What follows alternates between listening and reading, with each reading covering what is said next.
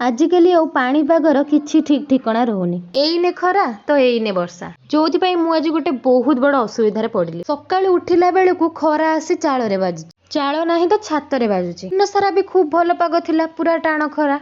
ବହୁତ ଦିନ ହେଲା ଭାବୁଥିଲି ଚିଲି ଛତୁ ଖାଇବି। ଏଇ ଉଦୁଉଦିଆ ଖରାରେ ଛତୁ ତ ଆଉ ବାଡ଼ିରେ ଫୁଟିବନି, ସେଥିପାଇଁ ବଜାର ଯିବାକୁ ପଡ଼ିବ। ଠିକ୍ 4ଟା ବେଳେ ହାତରେ 100 ଟଙ୍କା ଧରି ମୋର ଆଦିମ କାଳର 2 ଚକିଆ ଯାନ ମାନେ ସାଇକେଲ ତାକୁ ଧରି ବାହାରି ଗଲି ଛତୁ ସନ୍ଧାନରେ ବଜାର ଅଭିମୁଖେ। ଠିକ୍ ବଜାରରେ ପହଞ୍ଚିଲା ବେଳକୁ ଆରମ୍ଭ ହେଇଗଲା ବର୍ଷା ଆଉ ଘଡ଼ଘଡ଼ି। ଦୀର୍ଘ 1 ଘଣ୍ଟାର ତାଣ୍ଡବ ପରେ ବର୍ଷା ଛାଡ଼ିଲା। ଏତେ ବାଧାବିଘ୍ନର ସମ୍ମୁଖୀନ ହେଇକି ଯାଇଛି ଯେତେବେଳେ ଜିନିଷ ତ ଯେମିତି ହେଲେ ନେଇକି ଆସିବି।